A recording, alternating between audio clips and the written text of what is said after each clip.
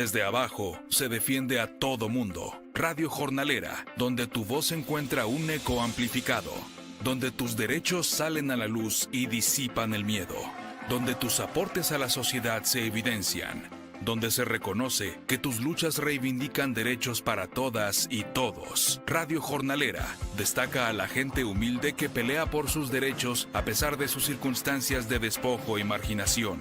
Eleva a los individuos y sus luchas y muestra cómo la clase trabajadora y humilde puede ser agente de cambio cuando se organiza, cuando se defiende y cuando tiene una lectura correcta de su propia realidad. Radio Jornalera provee el espacio para aprender de los invitados e invitadas sobre sus vidas, lo que les motiva a seguir adelante, sus virtudes y desafíos y hasta su música y poesía favorita.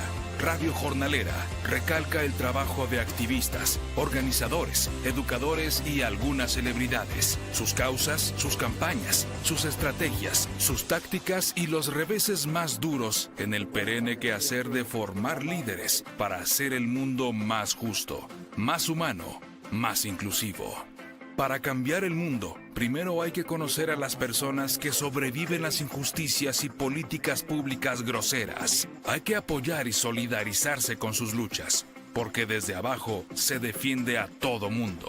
Radio Jornalera, donde los anhelos y el sentir del pueblo trabajador cobran vida.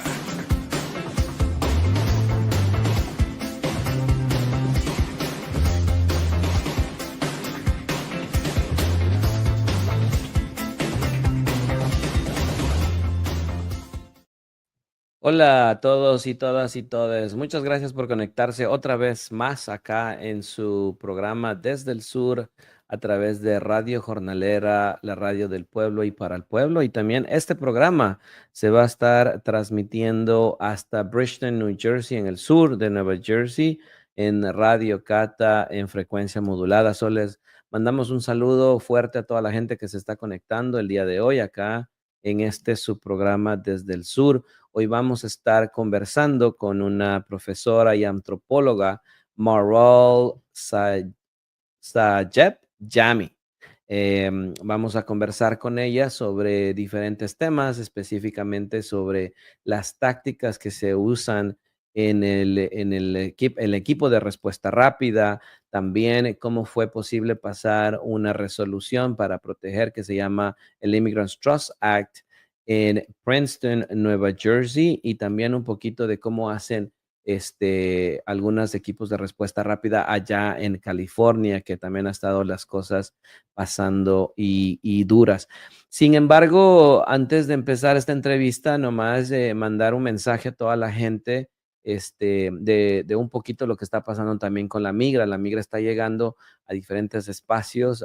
Hoy hemos escuchado de que incluso ya van a empezar con diferentes tácticas muy agresivas y lo único que nos queda a nosotros como pueblo es salvarnos a nosotros mismos, organizarnos, ir a una organización local, saber nuestros derechos. Ya no solamente con saber nuestros derechos es suficiente, es importante que sepamos cómo hoy está pasando y cómo analizamos este punto político también en el que vivimos de una encrucijada. Esta semana han estado presidentes en las Naciones Unidas dando sus discursos también, donde muchos presidentes, como el presidente de Colombia, por ejemplo, definitivamente denunció el ataque a los migrantes, pero también el ataque y el genocidio que está pasando en Palestina. Y hoy vamos a estar conversando un poquito de estas cosas durante la semana. No se olvide de compartir este Facebook Live, este link. Ya estamos también en Spotify y nos pueden escuchar en el podcast. Sin más preámbulo alguno, pues queremos dar la bienvenida a Marol. Muchas gracias por estar aquí y desde Irán. Bueno, no es desde Irán, ella es de Irán. Y salam aleikum. Hey, muchas gracias. Muchas gracias. Gracias por estar aquí. Thank you so much for being here. We're going to try to do this in Spanish and English. Pero antes que nada, Marol, I wanted to ask you a couple questions. Who are you? Why did you choose to be an anthropologist and a teacher? Yes, thank you for that question, Jorge. I am a researcher at the moment. I am an educator. I teach at the university level across different universities. I came to anthropology when I was young in college, and I was interested in finding out answers about what's going on in the world. So I switched my major when I was still an undergraduate. And at the same time, I became involved in activism on campus. And it was that activism that inspired me to continue my education. Activism, I always say, is what brought me to anthropology and is what brought me to pursuing postgraduate degrees. It has to be a moment in your life where you basically decide, oh, I'm not gonna be a doctor, I'm gonna be an anthropologist. So what was that moment? Yes. Take us back there. Yeah, absolutely. That it was, again, I was 19 years old and trying to figure out, I wanted to be a pediatrician. I wanted to help, the world. I wanted to help save children's lives. But then at the same time, I recognized that as an anthropologist, I can do so much more than just be a physician. It was, all the injustices that I saw in the world. I grew up in a household that constantly reminded me of those things. And I really thought that anthropology would be my way of learning how to, getting the tools that I need to both understand, embed myself into communities where help is needed the most. And what about the research part? How is that excited? Absolutely. Research is absolutely integral for me when it comes to my activism. My topic of the main focus of my research topic for the last 10 years has been Iran and contemporary Iranian society specifically. And that was mainly driven by my experience as an Iranian living in the United States, where constantly discrimination, racism, and even, the threat of war against your grandparents, against your cousins was always on my mind. And that's, again, where the research bridges with my research passion bridges with my activism and trying to, again, stop wars anywhere they're happening in the world, or help towards, with movements anywhere they're happening in the world. Let me ask you this. I think and this could happen in different societies as well, and I'm pretty sure that's happening also in Iran. Is like based on your research. How is this in how this plays with generations? Like how you see, the new generation, the Z generation. When I went to Cuba, I remember the people that is like right now growing up in the same system that we used to love and we used to admire are not that happy as before. But so I wanted to ask you this question, like how you see that based on research, like the new generations, you know what I mean? That's actually what my work analyzes specifically. I mean, my parents' generation, as you know, in 1979, participated in a revolution that changed the system in the country. Decades later, not everyone is satisfied. What I observe from a research angle, when I look at social movements and how they bring social change, social, political, and legal change within their own countries and also have influence on other countries, is that it's happening every day. It is an everyday process, not just through protests or, agitating to pass laws, but also in their everyday lives. If they choose to live a life that the state does not want them to, that transgresses what the state expects of these young people, that is itself a form of a movement.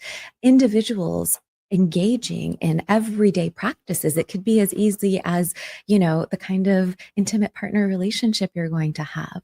And that is in itself, one by one, individuals participate in this social movement, even if it's not a collective action. And what about women's rights? How we move in, and I know there's a topic that affects you directly because you're a woman, but how is the I don't know how what is Iran in this moment in women's rights? More than being a woman, I think this obviously is a topic that affects all of us. I think so. Iran, again, having grown up in the United States, Iran is always portrayed as this place where women have no rights, where women are abused by their husbands, fathers, brothers, and the state. However, one of the reasons I think my ability to travel to the country since I was 11 years old helped me kind of see that it's not that black and white, that women's experiences are actually quite different. By the 2000s, like 2005 to 10 time period, you saw more women in university occupying university seats than men. Again, there are so many things that mass media, mainstream media in the US and the West does to portray and to make Iranian women seem powerless and absolutely, oppressed. That's actually far from the truth. Is there them a strategy of the of United States to actually saying that this is how it is and that's why we're there, and it's the same thing. It's the same 100%. strategy. 100%. If you look at the reason why we invaded Afghanistan, the reason why we invaded Iraq, the entire Muslim world, whenever there are intentions of invasion, they first start with the discourse of the women need to be saved. And I was reading a book about, actually it was an article about how much money United States they put in the military to make movies about how we liberate these countries where they oppress women. So what are you saying about this? Is totally 100% accurate. There's something called the entertainment industrial complex, which is by design, the types of films that are intended to come out, they often even align very closely with the years just leading up to an invasion. The Iraq War is a perfect example that scholars have looked at. In the late 90s, we saw movies like, I think it was Three Kings or Kingdom of, there were several different, very, big box office hits that were portraying these Muslim societies oppressing women, women having no rights, and then it would set the grounds to justify our invasion. And also just remember, and this can take us to the next topic, is that after 9/11 is when ICE actually was put in place, because they blamed the Muslim community. How, I don't know if it's based on your research or your own experience and friends and also family, but I know a lot of friends of mine that were here. I was not here on the 9/11. That after that, the racial profiling was a huge thing for the Muslim community. Yes, absolutely. My friends, I saw a lot of them used to cover their hair because of religious reasons. They were too afraid to do that after 9/11 because of the racial profiling. In addition, that was the time. The following year, I entered college, and I remember I went to college in Southern California, and a lot of the local mosques, Islamic centers, even the Muslim student group on campus was infiltrated by government agencies as they were trying to spy on student activities. It was a very scary time. I think you didn't know who to trust. There isn't a Yeah. strategy that they use, and they've been doing this for many years, that they actually create a craziness in the community. They do something crazy so they can have the how can you say this? They can have the justification Yeah. to do something, and that's how ICE was created. So now we have ICE, which is one of the Immigration, Customs Enforcement, and La Migra, which is one of the most, I think they wanted to put this as one of the four armors in United States, besides the Army, the Air Force, the blah blah blah, blah. And with the budget of more than 36 something thousand millions of dollars. And how that makes you feel when, or what is your analysis in these terms, when now they're using the same strategies to the Latino, Latinx, Mexicans, and in general community? How does that make you feel? What's your analysis around that? I mean, I think you're absolutely just parallel to what we were talking about when we talk about film and media setting the stage for a particular political action carried out by the government. I think we've heard far too many times so many media headlines about criminal activity from those people who are of Central and South American descent. All of this discourse around leading up to this intensification of ICE activity was to essentially brainwash the American population into believing that the people who are being detained, brutally deported, are an actual threat to our safety in this society. So it is 100% out of the US imperialist playbook. I love it. I love it. Oh my God. Me están diciendo por interno que we have to also talk in Spanish, but I really love this, and I think we should just have another program, another show to talk about this and go more in deep. I was actually thinking, I mean, what should I ask when I was, preparing for this interview? But I think there's so many things that we can talk about morale, and I highly appreciate that you being here. Pero me están diciendo que tenemos que hacer a poquito en español también como Spanglish. So, cuéntame un poquito sobre el rapid response. Why, ¿por qué tú tomaste la decisión de ser parte del rapid response o del equipo de respuesta rápida o de autodefensa?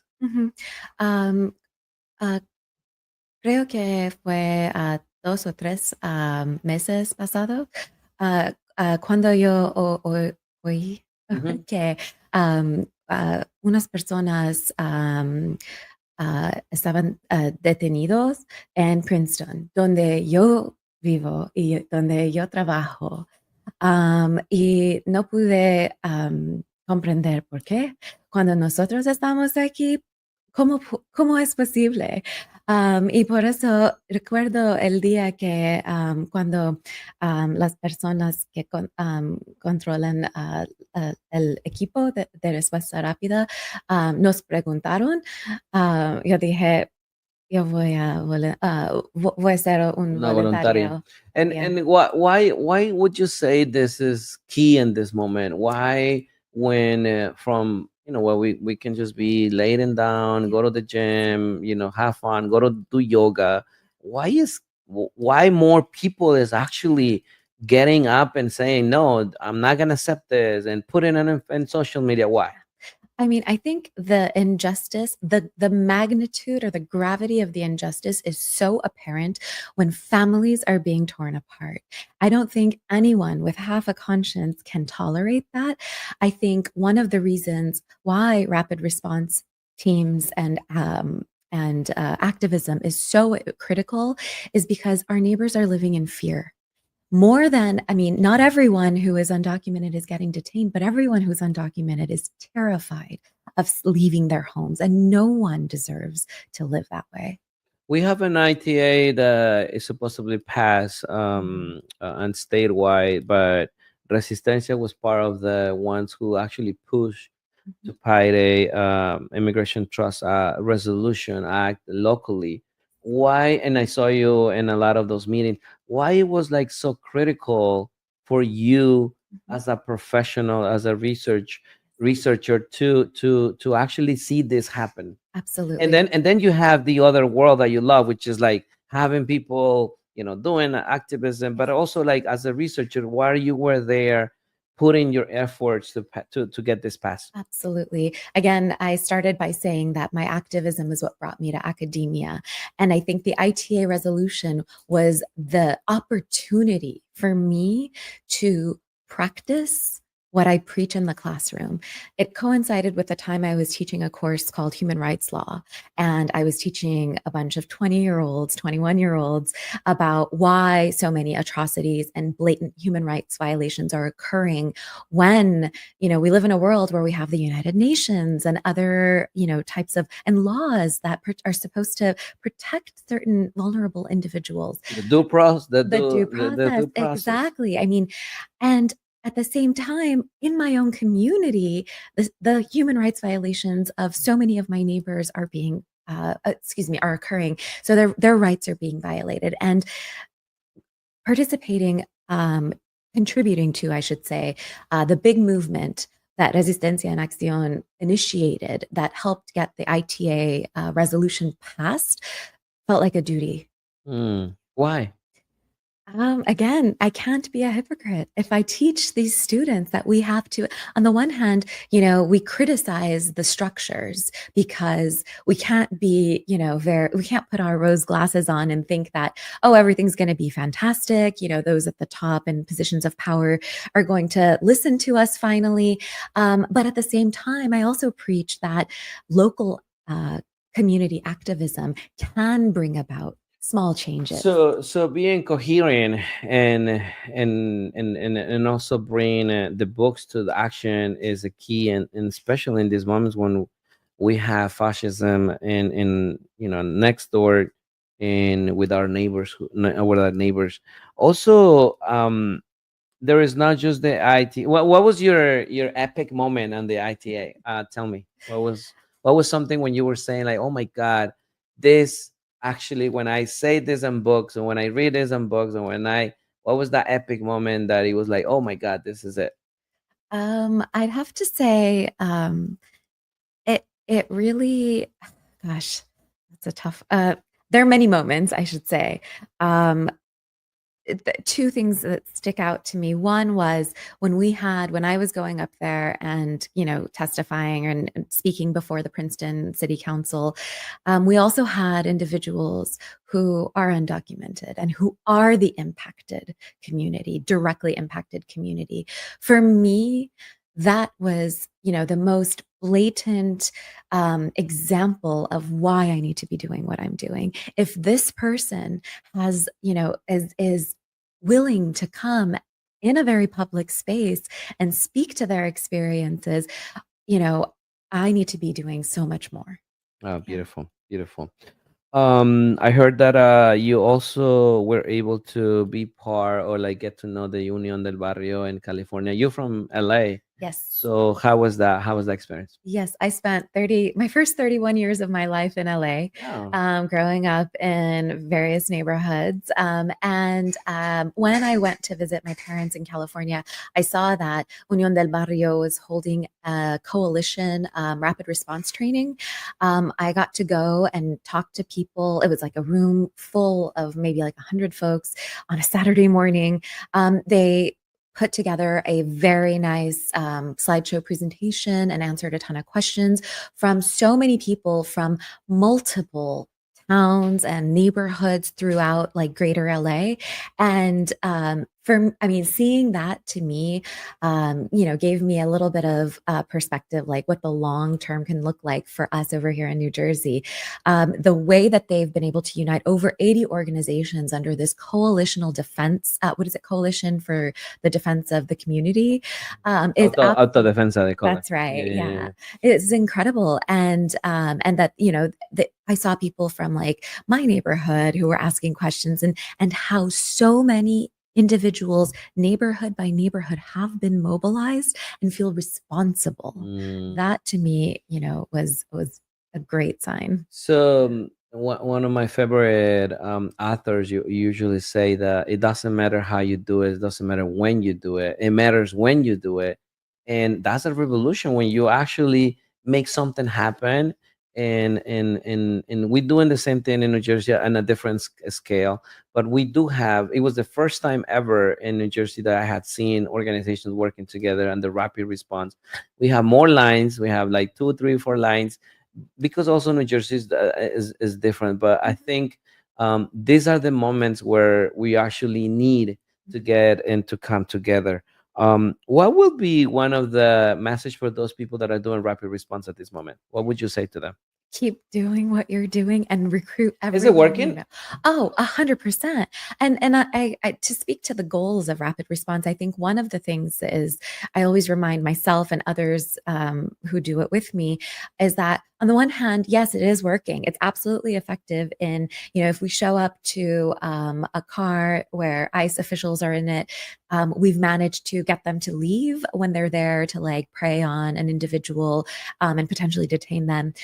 We've also, if they can intimidate us, we can also intimidate them back. That's That's one side of rapid response. The other side of it, and because I patrol the streets a couple of times a week in the early morning hours when folks are going to work and school, Mm. having a presence, telling the community that they're not alone, even if we may not have as much power as ICE to 100% prevent a detention, we show up and we show them that they're not alone. And I think that is tremendously powerful.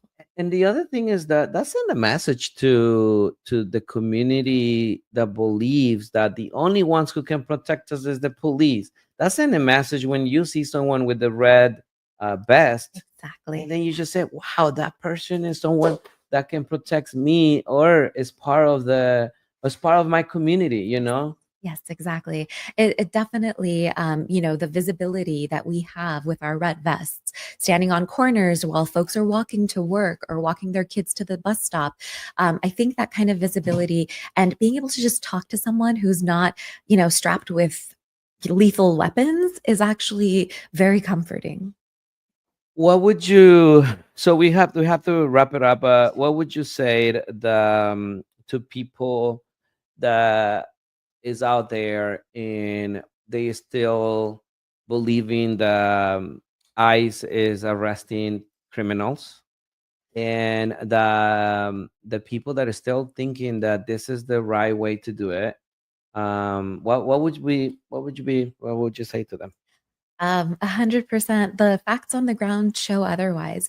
Part of, again, taking this back to doing research is Show- that, yes, is trying to connect the reality on the ground with the way that the reality is portrayed by media at the top, and any other politicians that come out and make comments. They're not on the ground. They're not in touch. Their job is to preserve the narrative. It has nothing to do with, and is actually far from what the facts on the ground are. As a rapid responder, as a member of an organization that goes out and is involved in these kinds of raids and detentions, I can tell you that the majority of the time they're not after criminals.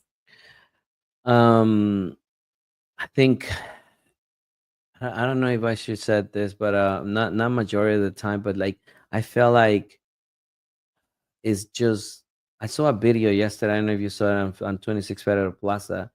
Yes, That with mother. with the mother and the Yes. kid, and it's just like forget about for. I mean, I think this is what I usually say when we used to say no one more deportation. It's like, are you sure no deportations? Yes, everything should go through the process, right? If you commit a crime, then you go through the process. Why do you need to get deported? Number one. And then the second part to me is that where are our values as a humans? Like how can you be happy even if you like Trump, even if you like this dude, like it's okay, like politics, whatever, like let's respect each other.